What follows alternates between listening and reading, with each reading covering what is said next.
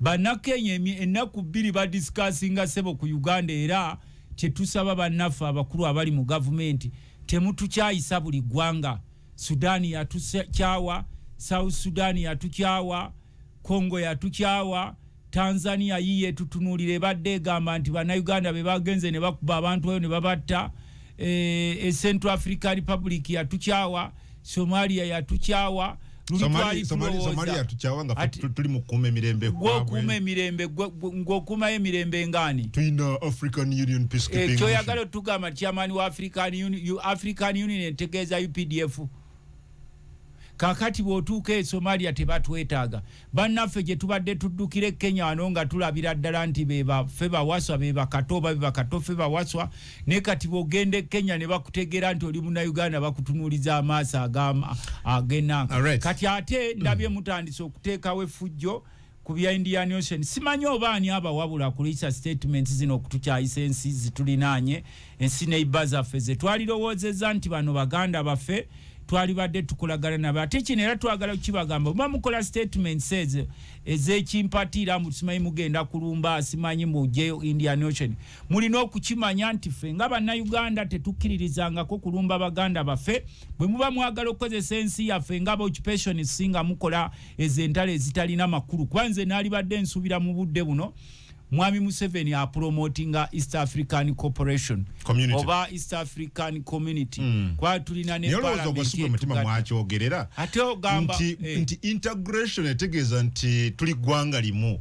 Honorable Tabagazi bosinzira Uganda noga nti nga muna East Africa. Nga muna East Africa. Indian Ocean yaffe oba yange. Statement omutima gwe yakyogereddemu ng'agamba nti basobola ogigira essaawa yonna. You take it lightly nga bwe mutwekinga lightly mu kaluke tugendamu nga temukimanyi nti we on time bomb. Anything to happen it will also affect you. Kale ku Radio 4 Radio 7 ne Radio 8 gy'owuliriza yeeno yennyini kwoli muganda wange.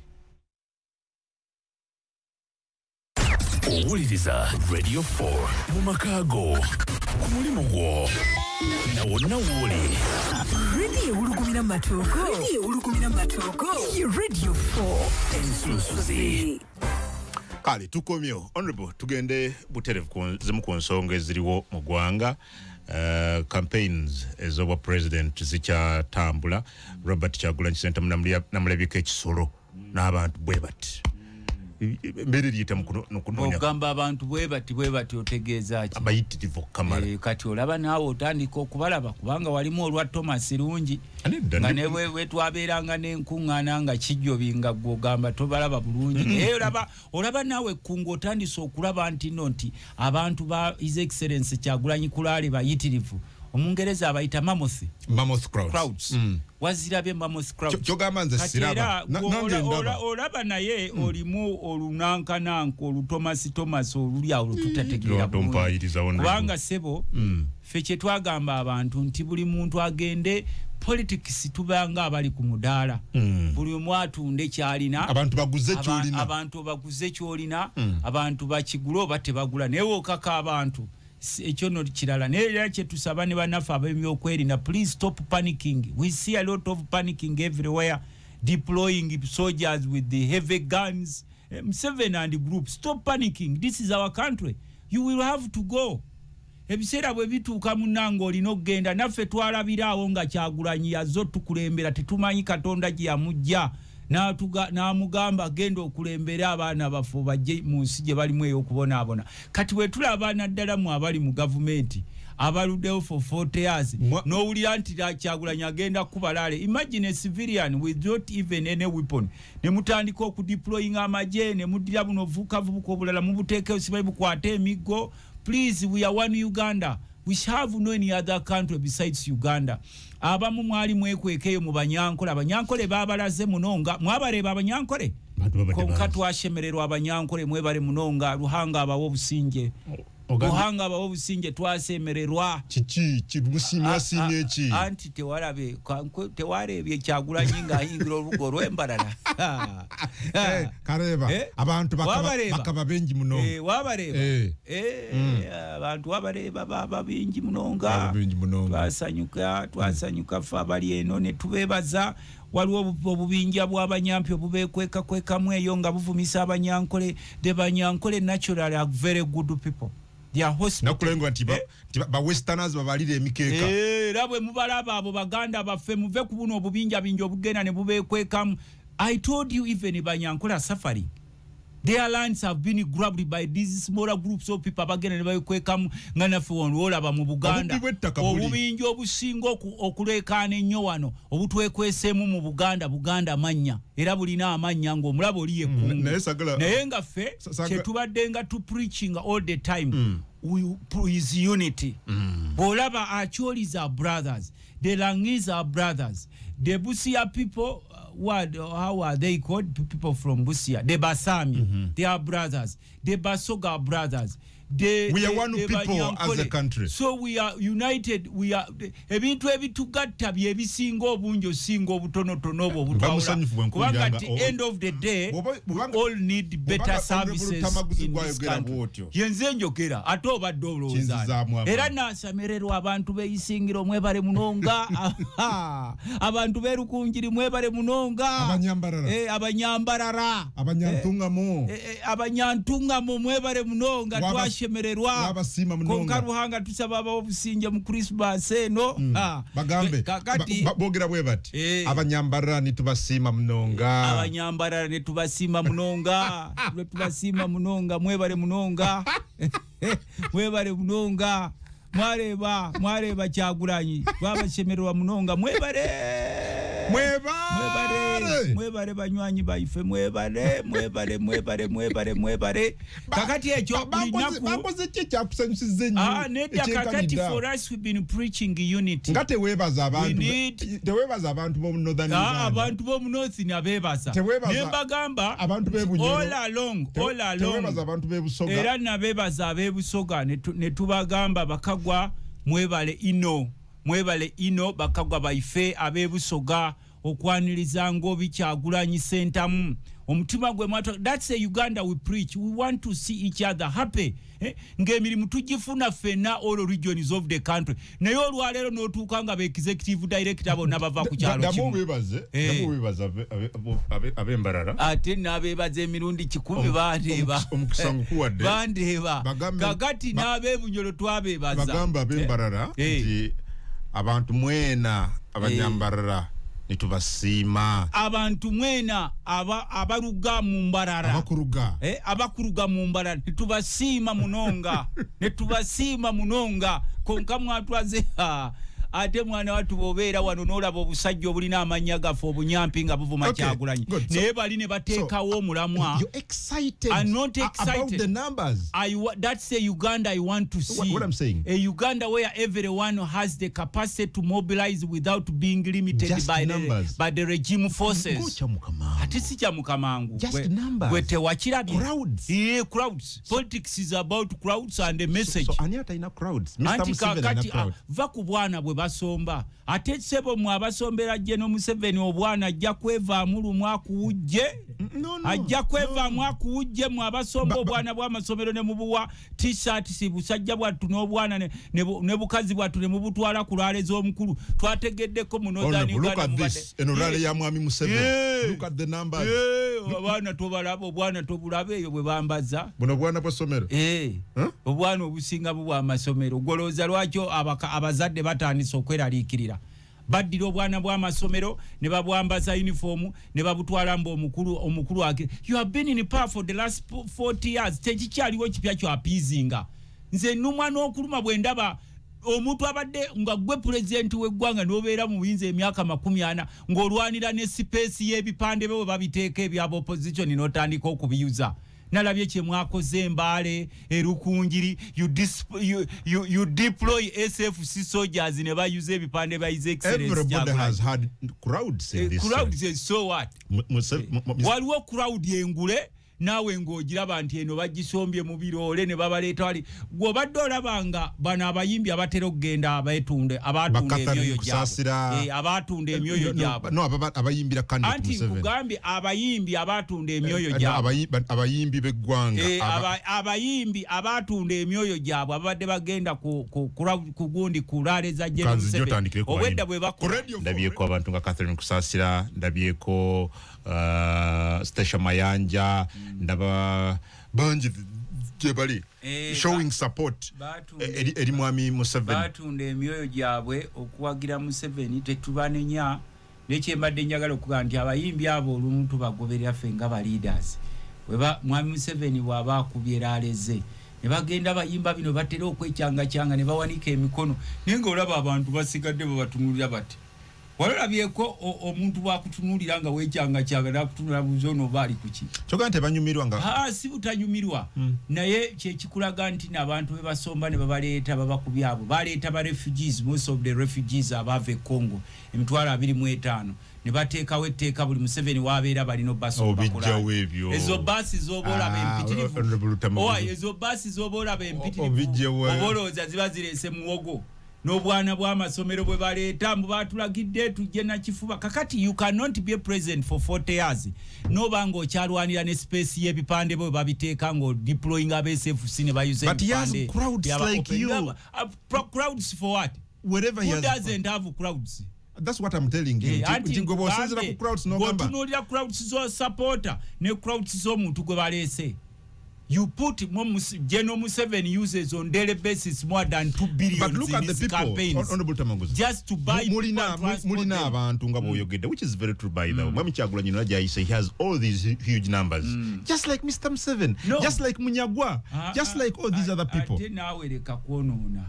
Where Munyagwa the crowds. Okujjako ng'ekigambo crowds kikyusiza meaning.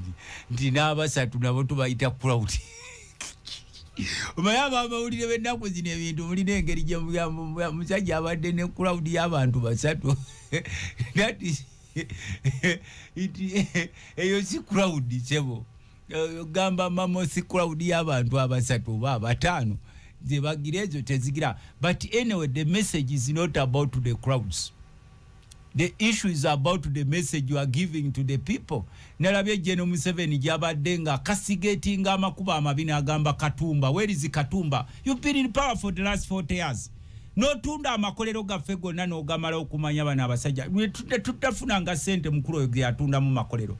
No takomaawo ne weewola buli ka banka akawola Museveni akeozeemu ng'ogyeko microfinance zawa saako zawano zataneewolamu. And with the time Museveni ajja kwewolako mu saako zawano obenga oli abagamba government etusindise musako yenna kasi government esobola kwewola sente without you approve. Who you are you talking about? You ngani gogamba Lutamaguzi. No nze Lutamaguzi nga nze nyamba government a member of parliament. Yes, wali badde ogamba nti your parliament has helped Museveni to overborrow. Sobola kwawola parliament ku Lutamaguzi. Anti kakati tusobola kutwawula nete kitegeeza nti fena abalio tu supportinga search kubanga tubuuza ani agenda okusasula sente zino bukabo botunulira lifestyle z'abana abasajja ze balivingamu nti bo basettinga government balina kubeerawo ng'obugagga bw'eggwanga bwonna bwabwe.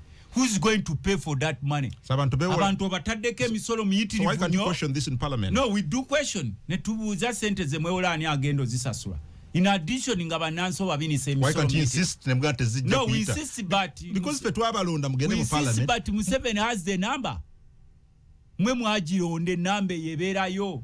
Eyabakungu olumu ne ogenda okulaba the eyes have it. Kati gwe bananso babinisa emisolo buli omwaka ab'omusolo.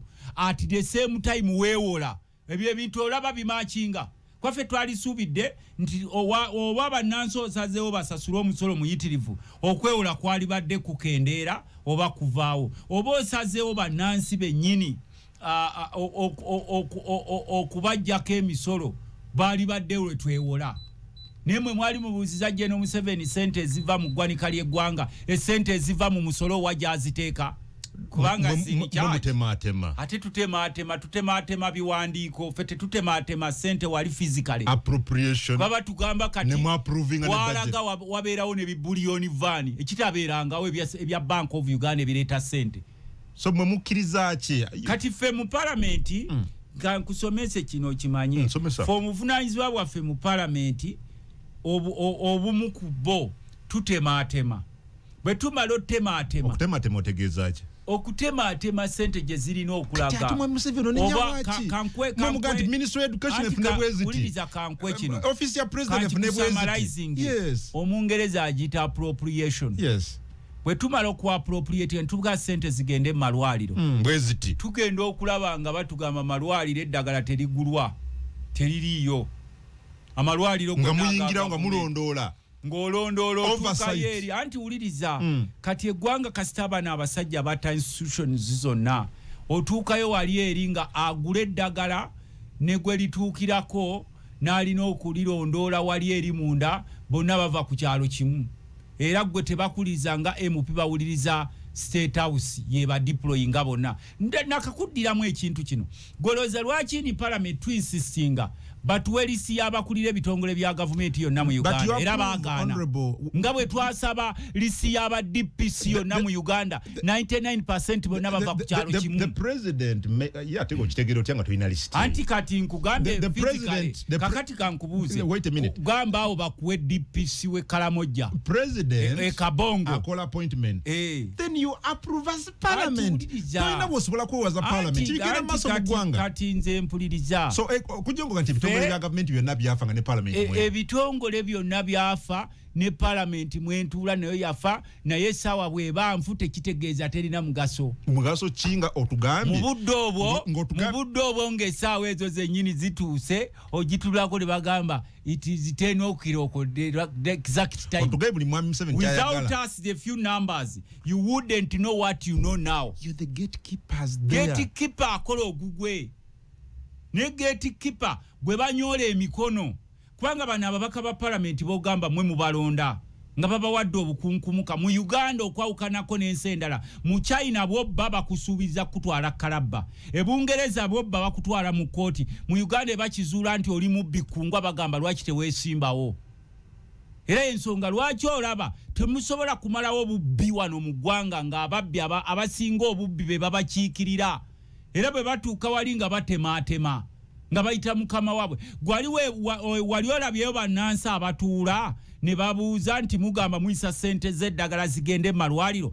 lwaki ate ffe bannansi eddagala mu malwaliro ga gavumenti tugulaggule lwaki mwe muyisa kati kankwe ekyokulabirako kitono nnyo singa tubadde n'abantu abali serious because you have leaders who are not serious because they are voted by any serious people kankwe ekyokulabirako kitono nnyo wali badde okisuubira nti bwa Museveni naye asobola okugendayo naye kalaka asambu lwaki amakubo mafu no sigwe gusoose president no sigwe gusoose gwe wali badde okisuubira head of state naye kalakasa n'alumba Katumba Wamala mbu Katumba Wamala situkutegeera ayagala awane buwanyi nga amakubo mafu anti kati tumubuuza nti sente waziteekawa bw'oba taate waka bw'oba taate waka olabolo tamaguzi omwana n'omuwase n'olaba omwana kyalina okukola nga takikoze okuba bukubi mu ngalo kubanga gwe taata ova n'ogamba tokuba mu ngalo kati naffe twagala yayogedde ku minister avunanyizibwa ku by'enguudo twagala kubuuza gwe kyogamba nga fountain of honor kubanga president yekka yalinaako ka title fountain of honor nze mupite basobola kumpita fountain of honor ne wakubadde enkola ebyenjawulo naye gwe nga fountain of honor alina ebitongole bya intelligence oba ati otya nga tokimanyi nti amakubo gonna mu Uganda gafa sente ze tukuwa kuba amakubo ge gamu ge tusinga okuwa sente ziragawa yaliko ebusoga n'alaba abantu nga bavunaga yali ebusoga n'abona abasoga n'akuba bana obwavu buno bwendi kubona ebusoga bulyo naye n'abasoga kati abasoga bakyuse if you want to know clear politics go to the east yakoba abasoga nga muli baavino bana aye ne abasoga ne bamubuuza muno oli musama nti wagudde bugwi mu ggwanga omusama yakajja agwe bugwi atandika okubona obwavu obuli mu busoga President Yakoba yabuza bana nga muli bavu. You are in charge of all institutions of this country which you have broken. Yalabo obwavu wali yagala butendereze butendereza. Kakati wobo obulabye. Era nagati abakulembeze. In fact teyakoma neyo zijukira wali wera we yali nakaseke. Wafe nakaseke. Nagati ekizibu bano baluta maguzi. Nze namudamu. Ababaka ba parliament. Nze namudamu ne mugamba ndi ekizibu kya Uganda ye Museveni bwana avaawo mujja kulaba enseri nga Dubai. Mwetemufudde ku ati kye nkugamba. Ensonyi bwe mutaziteeke ebbali mugenda kubanga Buganda yatandika okukwatibwa abasajja bano ensonyi ng'abakungu abasinga babagabidde abakazi n'obukunkumuko obumotoka na buki ne bagaana okubagamba nti abaaye ettaka lyaffe erya Buganda lye mutwala ani alibawa bagenza ozuukuka bwe yali nakaseke yakugamba nti abakulembeze beeyo bebalemereddwa okukolera abantu mpaayo nakaseke eyina abakaba parliament bana oyina honorable Najjuma Sala oyo talina kyasobola oyo talina mukazi watu oyina mbaka wa nakaseke yali badde kansala wa muluka leka mwenyinaze yogera mpulire yesu mwenyinaze muleke yali badde kansala wa muluka mugirengo okwogera amazima oyo wali omulabye ku fulo ya parliament nga alina kyayogera leka mwenyinaze eva ku byamwanyuko yes tukomya nabadde nkugamba nti singa Museveni yali wa kukulakulanya Uganda 40 years are too many for leader to create any change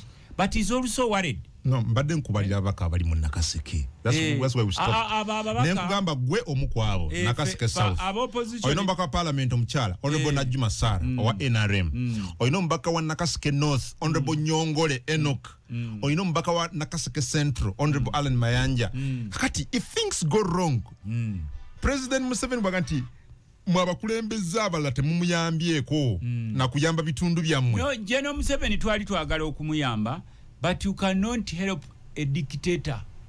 Museveni is a dictator. Naye yakugamba luli. Kati ebitundu ebyeri java. Yali ayogera n'omukutu gwa Al Jazeera. Ne bamugamba nti they say you a dictator. Ngamba dictator. Abana no, I am talking about a negative dictator. After every 5 years ngabantu balonda. Ateekawo ebyekyenyeje. Then that must be a good dictator. Mugamba after every 5 years. Tugendamu mboba tutya tugenda mulangi bagenda mulangirira nga byateekawo ebyo. This time it is totally different. Era tumugamba awangudde alina mwa Museveni bwatuwangula tujja mukwata mukono kumuyoze naye bwatubba tugenda kumuyoola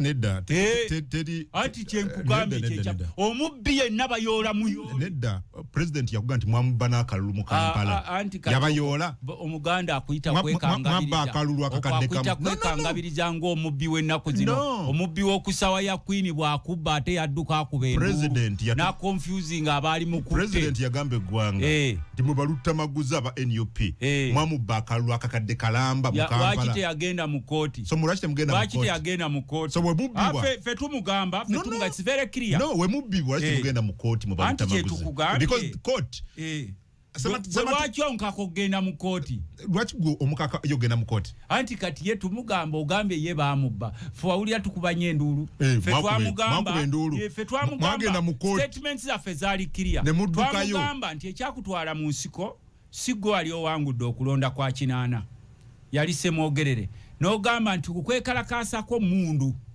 era tewaliiwo gwe wasaba permission ti bannange ngende mu nsiko n'okwata ne banno bwe mwagenda nabo olwaleero abatubonyaabonya mu nsi yaffe abatufudde emmomboze ne mukwata ne mukuba emmundu bwe mwakuba emmundu ne muleka abantu beewaffe Kalamba nga bakoze eki tugende ku nsonga anti go badde okimbuza akakadde Kalamba nga fudde kakati ku mulundi guno ffe kye tubadde tusaba kobenga oli gwakulira ebyokulonda bamuyita Simon Byabakama justice omulamuzi mulamuzi Byabakama waliwo title ezo ze mubawo mumuyitani lordship worship lordship byonna lordship kitegeeza ki byonna mu lulimi lwaffe olwa abantu bakitegedde lord ku radio 4 lord ya si aba kikulu ekyo mu mbeera eno his lordship his worship kati ekikwekisa yowa worship kitegeeza oba gwe basinza bwe ngamba babayita mu lulimi olwaffe his lordship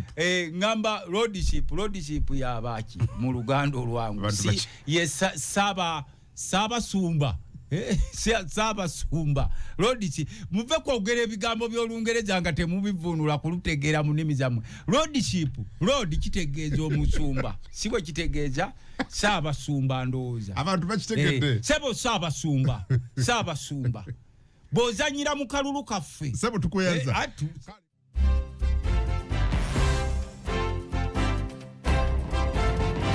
Yes, tukomyewo dakiika zizo 8 zokka zibule kuri sawa 2 zakongeza kona ku lwaliro. Message zitako 0756 M505 M505 amanyago ne Josenze tetubira bira tukubiranga tuongera kutambula fena olunaku olwaliro. Nalabye Katikkiro wa Buganda Oweekitiibwa Charles Peter Mayiga ng'avaayo okuvumirira engeri bana NUP je bakwatibwa mu Western Uganda the other time nagati government yes omuntu wabalina omusango security mumukwate mu ngeri ya buvunanyizibwa era Katikkiro sonoga nti ne temutya kwesitaza baana n'abakyala ne mbakwata ne mbambula n'engoye no government terina nsonyi mune bwofugibwa abantu abagwamu ensonyi olina gwe kubeesonyiwa ekisooka bana abasajja kye baana aba mu maaso z'ensonyi obalaba emyaka bakuze najo nga boolaba balina emyaka abo baali badde bakyabbe eggwanga nga boobalaba yavumiridde fujjo Katikkiro yayogedde naye tukati nga ye amaloboozi geetaaga okuba mangi mu bakulembeze bonna be tulina abakulembeze b'ennono abakulembeze b'eddiini n'abakulembeze abalala kubanga olwaleero nze ng'omukulembeze ne bwe nsango weenaalemu nga bamukolako effujjo mugamba we need a better Uganda it's not good kati bano baazimba ebyobufuzi nti mwe muba glorifying you glorify Museveni and his group yensonga lwaki ensi bagitututteko kakati wano twagamba bannaffe nti muveeyo mwogerere ebikolwa bino bw'osanga NUP ng'akoze effujjo kivumirire Bosango we naalemu ng'akoze fujjo kivumirire because we all need a better Uganda gwolowooza mwe mugenda kwebakanga batubbya akalulu ngamba mu abazi amayumba agalinga amahoteri eyo emmotoka gy'oguze ya miliyoni well tusabe kuba na kalulu tusabe kuba na kalulu munnange fe tuli balimi era tuli balunzi ne betwogera nabo abambawulya engeri gye balundamu endiga si gye balundamu seddume wente seddume wente omulunza namuggo gulinga musekuzo kubanga yo gwewulira endiga yo ebemanye ekyokukola mu budde obutuufu fe kisinga okutwewunyisa akalulu k'omulundi guno mukalina akalulu weekali kawedde dda nopu akalulu yakamaze kawedde dda kati tetukya sebo netegereza era ntunudde mu kamera yo netegereza buli wotulaba kati ku makya tukeera kuyisa mikono maaso nga twebaza Allah wakatabala okututuusa mu mbeera eno mwebazaani Allah wakatabala okututuusa mu mbeera eno kubanga ani yali amanyi nti ababekuumibwa n'emmundu balituuka okweraliikirira abatalina yadde kajambiya mu nyumba nobalabanga bwe batulaba buli omu mweraliikirivu nnyo nobaga nti ate nova kimunonga nti abwe tubalaba baneetutya ani yali amanyi nti wovula emyufu bali kibalanga ekyambalo ky'amagye ani yali amanyi nti basobola okulaba omuntu ali ku paledi ne bamweraliikirira nti oyo alabika muyeeke so mwebaza ki Allah wakatabala tukwebaza Allah tukwebaza nze ndi musajja mukatuliki era buli wotulaba ku makya mu abasiraamu mugamba kino nkigaye kubalira musajja mu musiraamu zina mukatuliki munange amusiraamu mugamba okwera ku makya oyise emikono mu maaso kule tukeera tuyise emikono mu maaso tekama twali tetumanyi nti tulituukawo wano weewati gye tulaga tulengerayo olaga nti mwongedde okunafuwa obunafu bwe buli luddawa gwe mbumbuulira ani ayogera ng'olaba abasajja bapanikinga kati bajjayo n'emmundu zino zikakebe nenga gwe bajirayo omwana wa Uganda Kyagulanyi talina yadde kajambia is just moving agenda kwa message Museveni abalimbanga mwe gwe muglorifyinga nenga muntu ngaffe si malayika yabalimbanga nti abo babagamba balina abawagizi bagendeko mu byalo babuulire enjiri wakiwuliranga nga akyogera ne tugasebo we kyosabye onosobola onokimanaging will you manage a lion if you want to tame a lion wakati Kyagulanyi abalibwa mu bisolo abalibwa mu kika kya mpologoma Kyagulanyi mpologoma empologoma Kyagulanyi gwe tusoma Bible wali oliddeko abayidanga bagamba empologoma ya Isirayiri wakigoloza Yesu bamuyitanga empologoma ya Isirayiri buli yamulabanga buli yawulugumanga nga bunamunda gibufumuka emisinde bugamba ayagala kutulya tosobola geragera anti kati nkugambye Kyagulanyi mpologoma yennyini ye mpologoma yeggwanga kati mu byobufuzi bya Uganda ate bano ba Dr. Besigye ate ba Mathias Mpuuga baba boogera ku lubulwa ba prophets owulira abantu boogera mwe Yesu muyita prophet ba Nabbi Muhammad n'abalala bonna nga totandika okugamba wano waliwo Nabbi Kakande. Come again?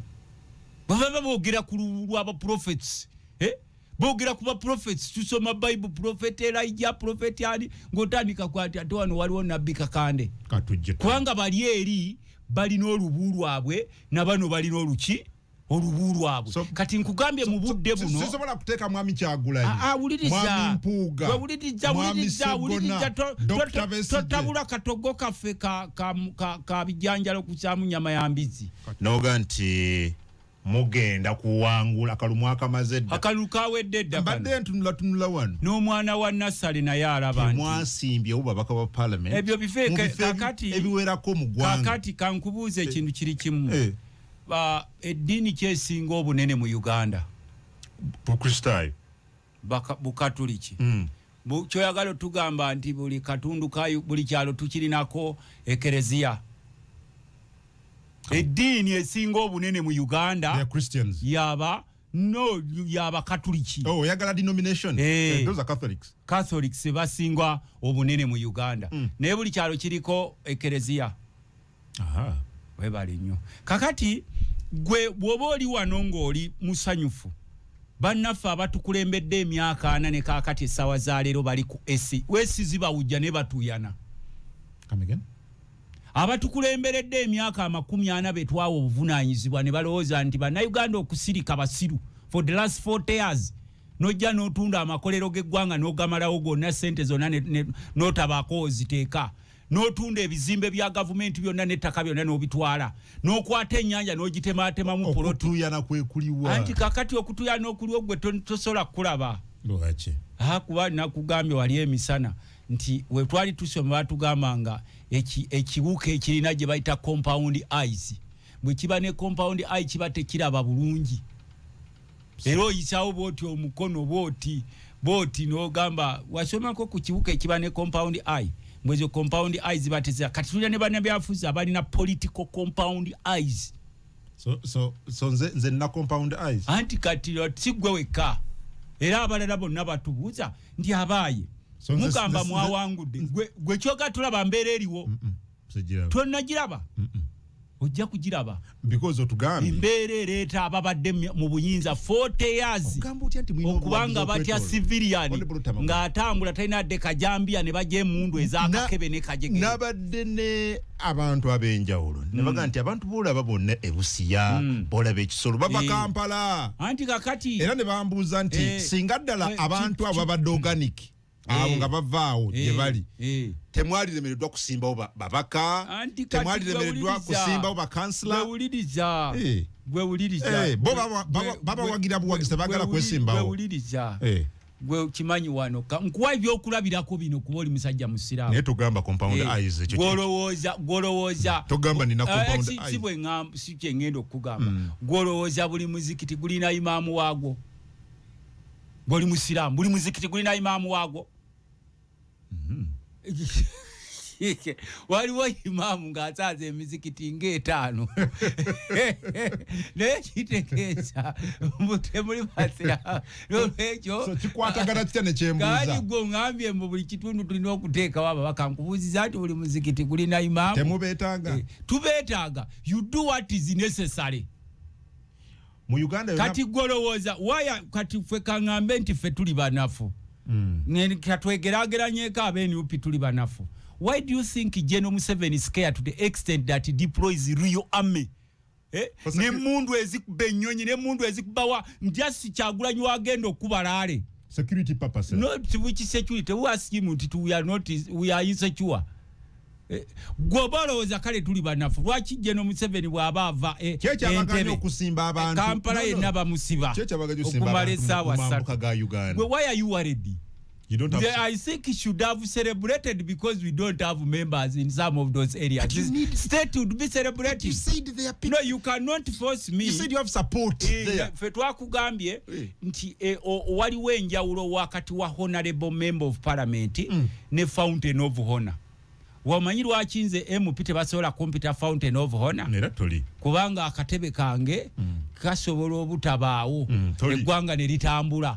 Naye entebe y'eggwanga gye eyisibwa fountain of honor bweba teriiwo tebitambula. Ekyo ova olaba nti bano abasajja bwe kituuka ku ntebe y'eggwanga bajjayo buli kika ky'amagye kyonna n'agali e Sudan ne bagateeka mu Kampala gakukube ggwe munnansi. No, nkubuuza lwaki temwasimbye bantu. Ate ggwe nkubuuzizza. Mu Western Uganda. Lwaki temwasimbye bantu mu Eastern Uganda. Mu Northern Uganda. Kyenkugambye nti ffe betwataddewo beebo bamala era be baleese akatabanguko koolaba nti omusajja Kyagulanyi talina yadde kajambiya mu konvoyi ye kuba bakasangamu yadde akaso bagamba terrorism. Naye kati buli walaga bateekawo emmundu eza buli kika. NRM bwe kugamba nti eina abantu asatu kwetandikira nga tugenda. Ebyo byabeeranga biboozibozi nga Museveni bwe yabagambanga nti bamuwagira mu kyalo. Buli we tugenda mu kyalo giyagambanga mbu bamuwagira ngaga mubakube. Mwe babagambanga ne bannamu aba NRM nti ab'opposition bali mu bubuga bokka ate mu Buganda watuleeba. Ombuza ki? Babagamba Museveni n'abamukkiririzaamu bagambanga nti ab'opposition oba NUP bali mu bubuga bokka mu Buganda konka watuleeba. Kabareba. Watuleeba Ishingiro. Ni Kabareba. Watuleeba Embarara. Watuleeba Erukunjiri. Kati eyo kanzijeyo. Did you see what happened in Northern Uganda? Arua, Gulu, Chitigumu. Lango sub-region. Ono omusajja yajja omanyi kulale ya mwabaze kuwaza ababa wagira. Anti kati gwe nkugambye buli agenda kulale ya Museveni abamuwagira. Gwe lwaki olowooza mbu ajja kulale ya Nuupu abatamuwagira bwagira ku ya Museveni abamuwagira ng'ate oli bamuwadde ssente n'omuceere. Okimanyi ko nti Bobi Wine muyimbi? Ezo mboozi. Okimanyi nti Bobi Wine okumulaba? Ezo mboozi bulirija sebo. Bobi Wine okumulaba ng'omuyimbi olina kusasula. Kati nange sebo bulirija. Okulaba ku mwami Kyagulanyi ng'omuyimbi olina kusasula. Buli omu bulirija sebo. Kaakati bw'ajja nga ngenda mulabira bwerere eyandisasudde. Nze saategeddeko nti Kyagulanyi abadde mu show za nnyimba. Tinategeerako nti Kyagulanyi gyali ali mu show za nnyimba. Okumulabako gw'omanyi otya nti abantu bagenda ne balaba Museveni bagakatwawo omusajja atufuze emyaka 40. Ne bagendayo wali katwa omusajja atufuze emyaka 40 n'amini yali teyasoma nga amusinga byakolera eggwanga. Ulire ebigambo bino. N'abagagga mwenda abalwanirite tubadde wano mu kibuga nga tuguluba n'entalo z'omu kibuga nga bannaffe abamu bwe tubeera mu kibuga nga b'oppositioni nga bo bawagira ebintu ebikyamu olw'okuba balowooza Lukwago tategeera. Naye twafuna omukisa okufuna Lord Mayor ategeera. Era abadde balowooza nti Kampala yeetaaga inginiya. Abo baali nga tebategeera bulungi. Kampala alimu abasuubuzi beetaaga inginiya. Twegamba okulwanirira emisolo n'okugitegeera kyetaagisa inginiya. Kampala alimu ebintu bingi. Owa bodaboda weetaaga inginiya. Wabera bakugoba weetaaga inginiya. Ani gwe wasiriwaza otasoma. Baba bakiikirira mu Kampala tutegeera. Era osanga omubaka wa palamenti ayogera ebitategeera mugobe. Kubanga kati gwali wano ow'ebiroola ebiri awo bananyi ekisaawe kino bannabyamizannyo ate inginiya omwetaaza ki? Wetaaga muntu ategeera amateeka g'ettaka okulwanya ekisaawe kino. Wetaaga ategeera amateeka g'ebyentambula okulwanya entambula. Weetaaga omuntu ategeera amateeka g'ebyemisolo okulwanira emisolo emikkakamu mu Kampala. Oyo Honorable Alan Sewanyana mubaka wa parliament owa Machindye? Yes, Machindye West. Mukambwe muko eri mmwe balutta maguzi abawoza Kampala yeetaaga inginiya abuze biri very pertinent. Kakati pertinent according to who? Pertinent according to who? Kati kankugambe bwe bali bagenda okukomerera Yesu ku musalaba. Pontio Pilato yajja n'awandiika ku musalaba kwennyini. N'agamba ogwo omusalaba gwe bali bagenda okukomererako Yesu kwaliko akapande nti Yesu kabaka w'Abayudaaya. Omusajja omu n'amubuuza olugezigezi nti labayo ssebo Pontio Pilato ku musalaba gwa Yesu wandiiseeko Jesus the King of the Jews. N'amugamba kyempandiise. Ffe twamaze dda okugamba ekibuga kyetaaga yingini ekyo kyawedde tekyetaaga kikubaganyako birowoozo. Kubanga abasuubuzi okubalwanirira weetaaga engini ngaddi wali obalwaniridde era n'oggusaaki. Ebigenda mu maaso n'oggusaaki. Kati abasuubuzi babadde beekalakaasa mbuulira baggusizzaaki. Babadde beekalakaasa ku kyaki? Mwala. Bakubye omwala. Wano ku misolo. Ku misolo. Ani abayambi kiki ekyagutiddwako? Anti ono munnamateeka abaddewo. Yawula wakati wa political bulingi n'ebiriyoni reality. Tukugambye ekibuga tukikwasizza Inginiya Nsuubuga balimu ezo gezaako okole. Era ffe tumala waliwo abantu abajja bakati olina okulaba oli ayogeredde mu mutima ki?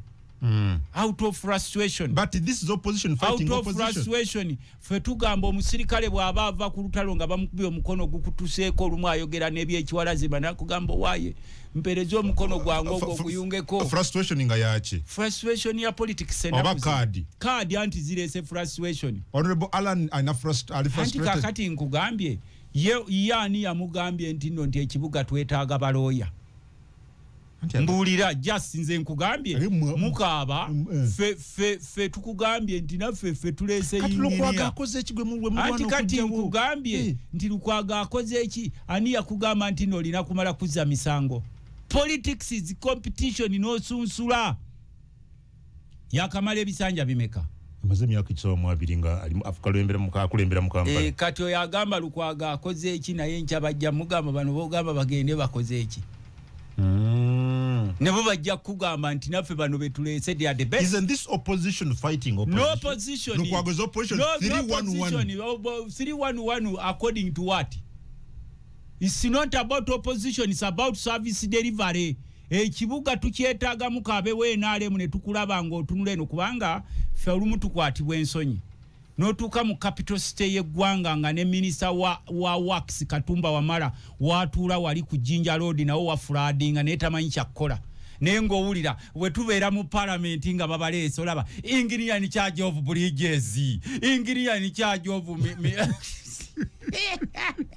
nga babasoma wali okaba naye kana bwe batuula wali kudaka nabo abatabaga batwala kwe gwagalira abasajja batusiriwazza nga tokyayawula yasoma n'ataasoma ngera bonna batunagamba bano batuyamba kibona wanyumiriza akaboozi nti Ministry ya Works ekuba yatonya nawa mazide ganjala nze nali ngenze ne mukwano gwange omuyizi ali nga agenza okulinewinga visa wali ku immigration office erinanye Ministry ya Works General Katumba Wamala Minister wa Works watuula enkuba bwetonya naye bamuweeka ku mugongo abatasala wali Minister omukulu nambuuza omuzungu awo ndabawo ku kapande Ministry of Works naye nga tusobola kusalawo wonna amataba ne mugamba that's Uganda. Abasajja batusiriwaza ne tulowooza nti tulina kubeera mu mbeera mbi nga boola basiriwaza ab'omu kyalo ne balowooza mbu bo balina kuba baavu mbukana akabinja akatono ennyo ke kalina ovuga emmotoka empya ke kalina osula mu nnyumba ennungi ke kalina okutwala abaana amasomero amalungi ke kalina okuba ne ssente ne bwogenda mu bifo ebyokwoterwamu bino byongamba era b'osangayo abo abasajja. Ne bwogenda mu supermarket bokka b'osangayo kakati mwe ne mwekunisaawo mbu simanyi ffe tetwalwana n'olwekyo tulina kubonaabona kakati babafuuse ba subject baabwe buli omu aba yeekuniza mu lusonda ne bakugamba nti n'okufuna omulimu mu gavumenti it is a privilege not a right. Okay. Kakati gwe nkubuuzizza kiki ky'ofolotinga ku engineer balimu ezo gwe nga gwe kiki ky'ofolotinga ku Lukwago ebibuga byetaaga ba engineers okutereeza. But Allah nakubuulidde kati gwe ntonteeka ku parameters ezo nkugambye nti omusajja ow'olugezigezi yasanga ku kapande kwe bagenda okukomerera Yesu nga Pontio Pilata ataddeko Jesus the King of the Jews n'abuuza nti mukama wange laba ku kapande otaddeko Jesus the King of the Jews n'amugamba kyempandiise fo tuyita abajega okugamba nti bali mwezi akwatemu atereza ekibuga kyaffe njagala bali mwezi agenda ayite wali bayinginiya ba Ministry ya Works abakatumba abagaye nti mujje tubalage ekyokukola kubanga politics ono bwe tunagufuula omulimu olutalo lwe tulina kati mu ggwanga lwa bannabyabufuzi okufuula ebyobufuzi omulimu nzoti wawulira nga ngamba abewaffe Nakaseke nembaga abasebo mumdeese wano ng'omubaka wamwe naye omulimu gwange ayame fama ndi mulimi era wondabye wano obwedda mbuuzi omwana ewaffe Nakaseke kaasa ngombe leero banoze endebeze mwanyi meka mutaddeyo meka naye osanga bannabyabufuzi wano abagufudde mulimu kufana kuona wakiri akutema ejjambiya ku mugongo wakiri bateeka gakati bali abewaffe abaleese polling station ez'ekibbi mu makolero ga Salena mu Nkekera twabagambye naye mwe temulina nsonyi mwali badde mujja n'okubbira eno gye mwalekanga abantu wali wanakuweza message agenti oina wabadde nayogera ku kastori k'obuswiriri wahitira hitira no isitira kyetwagamba Jeno Museveni nti Museveni ali mu kasonda mu biseera bye eby'oluvannyuma okay twababuulidde kikwatagana kyane anti wuliriza yitira alina obuswiriri buno bwe basala muyita musitaki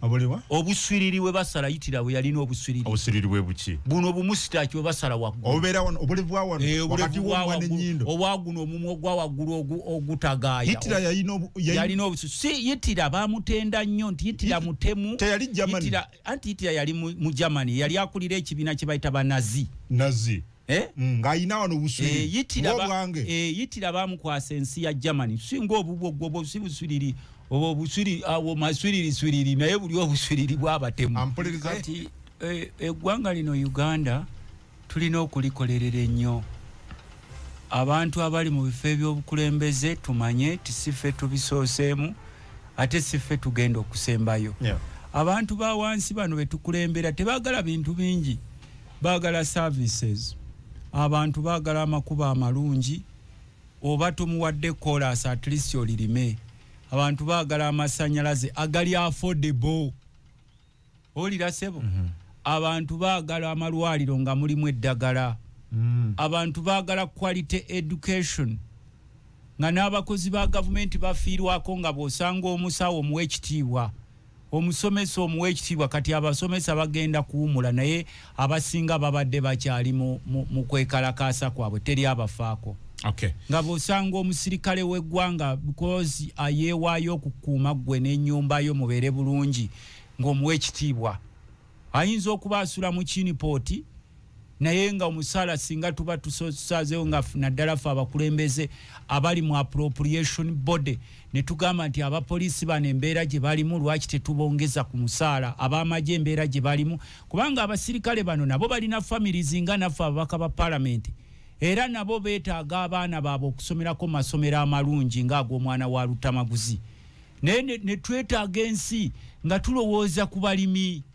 nga tusobola okutuuka eyo mu byalo ne tugamba bo bano abantu babeerawo batya okufuna daily oba weekly income ebintu ebalima tubifunidde tutya obutale naddala ffe ng'abakulembeze tulina okubeerawo nga tulowooza ku basuubuzi baffe kubanga kati olwaleero abasuubuzi ne bamala omwezi mulamba nga tebawa musolo naffe bannabyabufuzi oba tuyita ba politicians tetufuna musaala era ogenda okulaba buli muntu ng'atandika okwekubagiza sinafuna musaala embeera mbi so omusuubuzi bw'aba ayogedde naye alibadde awulirizibwa nti kyayogerako gyekiri bwe kiba gyekiri lwaki tetutuula naye ku mmeeza ne tukola ekyo kye tulina okukola ekituufu n'ebyo byonna bizze akakundi kawamba ensi yaffe Uganda omungereza akiyita occupation ne katutwalako buli kimu ne kasiriwaza n'abantu abaaliwo abategeera n'olwekyo Minister Amos Lugobi njagala tusembyeyo DPP yamujjereza ku nsonga z'amabaati Lugolobi yabadde tebasobola musiba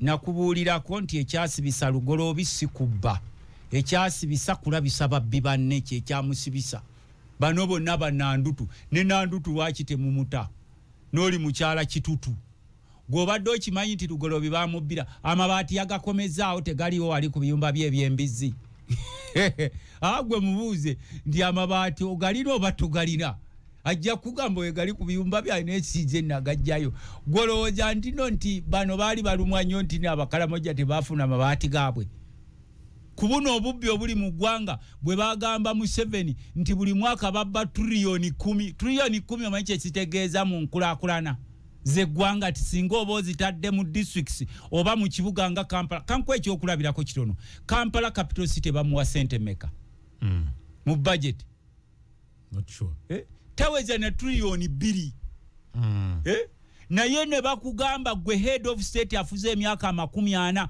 alina buli kitongole kya intelligence ne obakugamba nti basajja bo babba triliyoni 10 n'osigala ng'osirise n'ogamba tobagambako kuba sente bajja zifulumya kubanga sente zisaturatingira mu kakundi kekamu kemuglorifying akakanyaguludde eggwanga akaguze square miles akazimbagana amawoteri kati ge bazimba ne mu makubo netulandi wali bitongole birwanyisa enguzi tewali bitongole birwanyisa enguzi ne bw'obibala tebikola State House and Corruption Unit they were all castrated disempowered intentionally bana abasajja bajja auditor general kuyambe ki akachiko kakosase bukuyambe ki akapark kakuyambe ki kubanga ndabye ne Tayebwa agamba nti the only Thomas Tayebwa deputy speaker yagambye nti fe mu parliament omulimu gwaffe kwogera bwogezi na kuwa recommendation ku bigambo byaffe twetaaga Uganda etambula oba oli wa kibiina kitulwane nnyo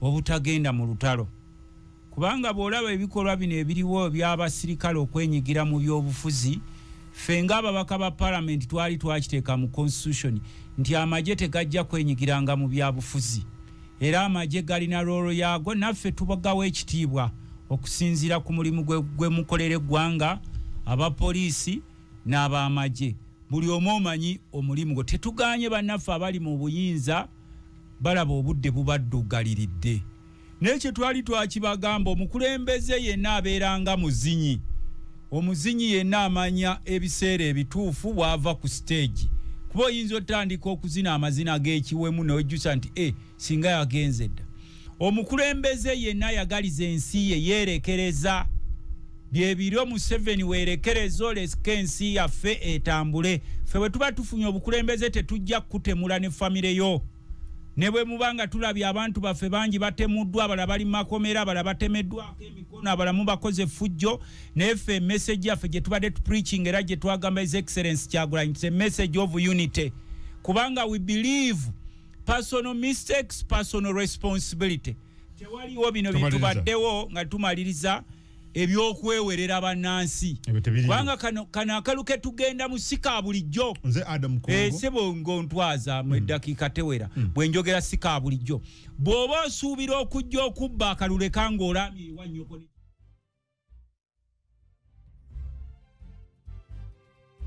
era ffe kye tubasaba kusula obulungi kye tubasaba abantu baffe buli omu akozese obuvunaanyizibwa bwe njagala kusaba naddala abantu baffe ab'Nakaseke ng'omubaka wa muwa parliament mbaweereza era nkyaliwo akabonero kaffe ambuleera naye nze newakubadde ndi MP njagala nnyo okukulembera abantu abalina kye bakola abavubuka mujje mutwegatteko mu byofuzi n'abakadde ne bw'oba omaliriza politics at least noonyaako ekintu ky'okola n'ennaku zino kungu tugenda mu biseera bya nnaku nkulu zigenda tandika embuzi bazibba ente bazibba amatooke bagabba abamu bawulula emmwanyi z'abantu kakati tusaba bannaffe mwongeremu ka security okulaba nti nomukuuma ebintu by'abantu n'ebyabwe ng'omubaka parliament sebo njagala kugamba abeewaffe ab'Essemuto ab'Ekapeeka Nakaseke Kaasangombe ku Lwomukaaga tugenda kuba ku mukolo gwa kansala Nalweyiso awo Emogomola mu Ssemuto